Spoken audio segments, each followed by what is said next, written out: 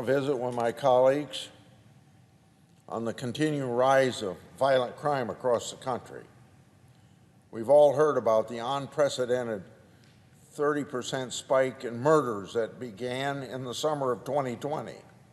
It continues to this very day. Over a dozen cities set new homicide records in the year just passed. The rise in violent crimes coincides with the Defund the Police movement and widespread depolicing. Cutting police budgets, combined with an anti-police sentiment fostered by local elected officials, has led to violence against our police officers. So we've seen a dramatic increase in on-duty deaths in the last year. So I want to quote the Fraternal Order of Police. That organization says 63 officers were murdered and 346 officers were shot. This organization also reported ambush-style attacks on law enforcement officers spiked 115% from 2020.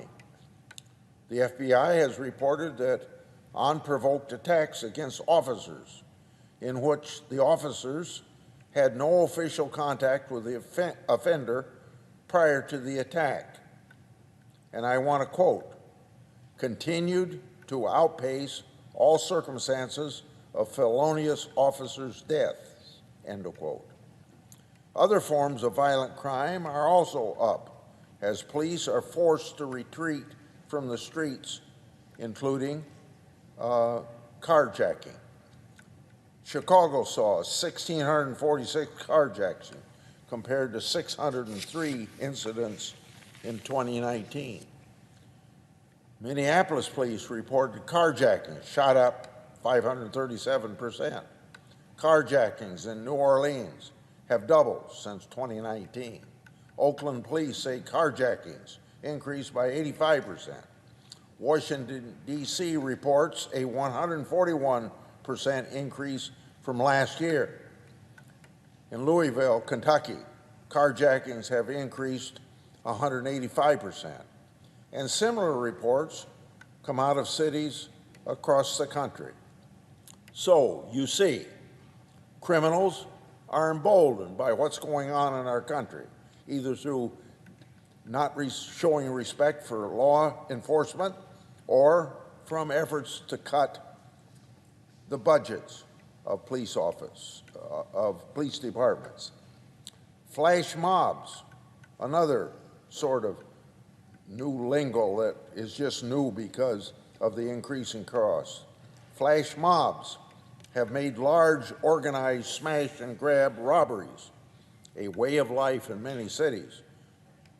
You've seen this on television. Break down the doors, go in with the hammers, steal everything you can, do it within 2 or 3 minutes and get out of there. So in Los Angeles, San Francisco, Chicago, New York, Boston, Houston, Atlanta, Sacramento, Baltimore, Las Vegas, and Seattle, groups of dozens make off with hundreds of thousands in merchandise. I've requested a briefing from the Department of Justice and the Department of Homeland Security on these organized retail crime groups. This rise in violent crime ought to be unacceptable to everybody. And I'm stepping up to find solutions to these issues. This past December, Chairman Durbin of the Judiciary Committee held a field hearing in Chicago concerning gun trafficking and violent crime. I submitted questions for witnesses concerning the crisis level of carjackings, terrible attacks on police like the murder of Chicago police officer Ella French, and failed policies in blue cities that allow violent crime to continue.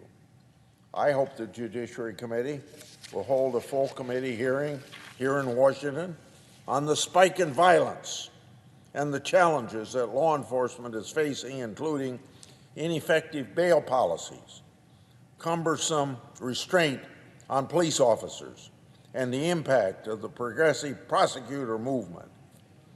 Every minority member of the committee, led by myself as ranking member, has written to the chairman to request that we do have this hearing. I look forward to working with him on setting that up. So I hope my colleagues will join me in looking for ways that we can do more to combat violent crime, from carjackings to organized retail crime, to unspeakable rise in murders and murders of police officers. Let's have a hearing where we can learn more about these trends and how we can support police officers. Let's look for ways then that we can strengthen federal criminal laws and agencies to fight this violent crime. We can't continue down this path or it's going to lead to vigilante law enforcement. I yield the floor.